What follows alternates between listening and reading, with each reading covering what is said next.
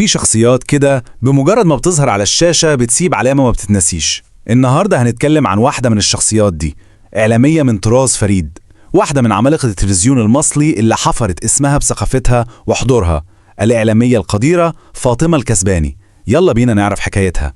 الحقيقة أنا بيسعدني النهاردة، أنا بقالي كتير قوي ما وقفتش قدام كاميرا التلفزيون، لكن أنا النهاردة بيسعدني إن أنا ألتقي معاكم وأقول لكم حاجة.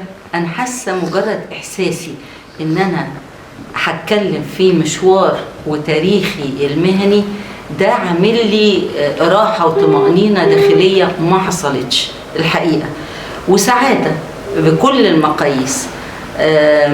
ويا رب يكون مشوار المهني بتاعي خفيف عليكم يا رب. شكرا. يمكن أحلى وصف اتقال عنها هو ده، إنها كانت الوجه المريح والمألوف للمشاهدين.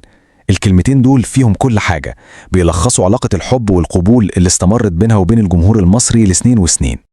طب إيه سر النجاح ده؟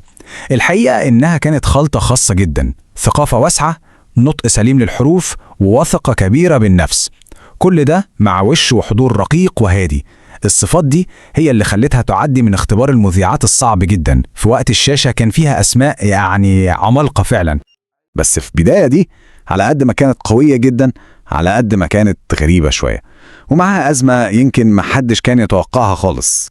يعني تخيلوا معايا كده، لسه بتبدأ كمذيعة ربط وفجأة تلاقي نفسها في وش المدفع على طول. أول تكليف حقيقي وكبير ليها كان إيه؟ تقديم حفل للعندليب الأسمر عبد الحليم حافظ بنفسه سنة 77. دي كانت فرصة أي مذيعة في الوقت ده تحلم بيها. المنطقي إن بعد نجاح كبير زي ده الدنيا تفتح لها أبوابها، صح؟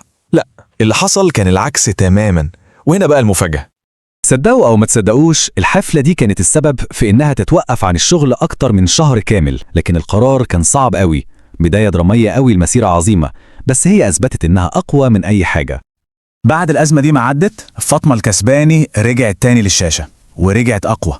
من هنا بدأت رحلتها الحقيقية عشان تبقى واحدة من أهم أيقونات التلفزيون المصري، ببرامج دخلت كل بيت في مصر. شوفوا بس أسماء البرامج دي: النجدة 122 اللي كان بيناقش قضايا مجتمعية مهمة، وسهرة السبت اللي كان بيستنى كل أسبوع عشان نشوف فيه كبار النجوم. التنوع ده خلاها جزء أساسي من ذاكرة ووجدان المشاهدين. بس الحكاية ما خلصتش عند كونها مذيعة شاطرة ومحبوبة وبس.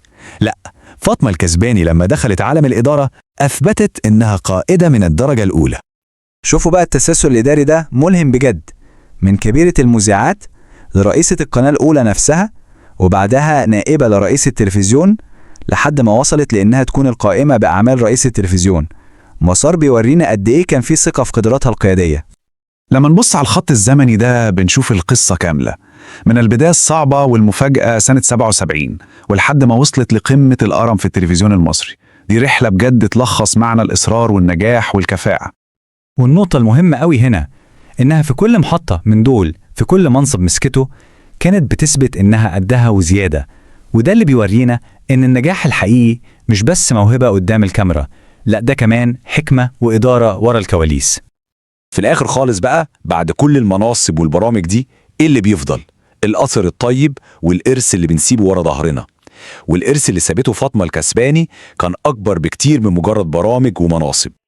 الجملة دي بتعبر عن كل حاجة. ده مش مجرد شكر على مسيرة مهنية ناجحة، لا، ده تعبير عن امتنان حقيقي لأثرها الإنساني ولشخصيتها اللي قدرت تحفر مكانها في قلوب كل اللي عرفوها.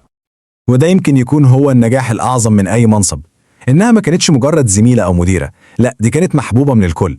كانت الأستاذة اللي الناس بتتعلم منها، والأخت الكبيرة اللي بيسندوا عليها، والصديقة اللي بيحبوها بجد. والقصة دي بتوصلنا في النهاية لسؤال مهم لازم نفكر فيه: إيه هو السر اللي بيخلي إعلامي معين يعيش في ذاكرة الناس وقلوبهم وما يتنسيش مهما عدى الزمن؟ أعتقد إن حكاية فاطمة الكسباني فيها جزء كبير من الإجابة.